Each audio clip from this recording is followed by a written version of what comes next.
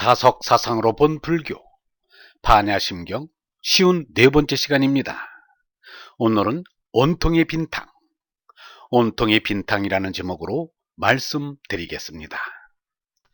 불교가 석가부다가 가르쳐준 온통의 빈탕인 니르바나님을 바로 알고 제대로 가르쳤다면 오경처럼 그렇게 잘못 말했을 리가 없을 것입니다. 이것은 오늘날의 불교의 사활이 걸린 중대한 문제입니다. 석가부다가 2500년 전에 와서 모든 것을 버리고 찾은 나지 않고 죽지 않는 영원한 생명이신 니르바나님을 바로 전하지 못해서야 되겠는가? 불교는 멸망하는 일이 있어도 붓다의 가르침은 바로잡아야 합니다. 석가부다의 바른 가르침을 저버린 불교라면 그 존재 의미가 무엇이란 말인가? 수냐타 락사나는 허공의 속성이란 뜻입니다. 어리신 온통의 님은 허공으로 이루어져 있습니다. 영원무변의 허공에 수많은 별들이 먼지처럼 떠들고 있습니다. 이것이 니르바나님의 공상의 모습입니다. 생각이 자랄 만큼 자란 사람은 반드시 허공에 이릅니다. 석가부다를 위시하여 노자와 장자 그리고 주렴계가 허공을 알았습니다. 오늘에 와서는 유영모가 허공에 다다랐습니다. 유영모는 허공에 대해서 이렇게 말했습니다. 장엄은 정말이지 허공이 장엄하다. 허공의 얼굴인 공상이 장엄하다. 이 우주의 만물은 허공을 나타내는 것이다. 이 만물을 전부 동원해서 겨우 허공을 나타내고 있다.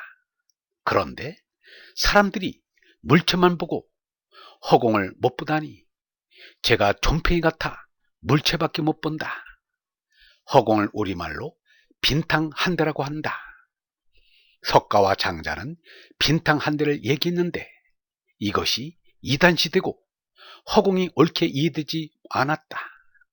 쓸데있는 것만 찾는 사람에겐 허공이 쓸데가 없다고 했지만 쓸데있고 없고는 하늘나라에까지 가봐야 알 수가 있다. 나란 허공인 절대세계에서 나온 나그네라 다시 절대긴 허공으로 건너갈 나그네이다. 불교는 절대긴 허공으로 가야 한다고 하여 바람일다라고 한다. 여기서 서로 만났다고 서로가 속이고 싸우지만 그건 일시적이다. 또다시 헤어져 저 허공으로 돌아간다. 이게 내가 믿는 것이다. 어떤 이는 허무사상을 가지고 어떻게 믿느냐고 할 것이다. 아무래도 뭐가 있어야 좋아한다. 그러나 허공에 가야 평안하다. 허공은 아무것도 없다는 것과는 다르다. 모든 게 허공에 담겨 있다. 일체가 거기에 담겨 있는 태공이다. 사람은 시집가고 장가가서 자식 낳아 행복한 가정을 이루자고 이 세상에 나온 것이 아닙니다. 니르바나님이신 허공을 만나 허공이 참나임을 깨닫고자 나온 것입니다. 간디는 이렇게 말했습니다. 내가 성취하려고 원하는 것은 하느님과 얼굴을 마주 대하고 보는 모쿠샤에 도달하는 것이다. 나는 이 목적을 달성하기 위하여 살고 움직이고 존재하는 것이다.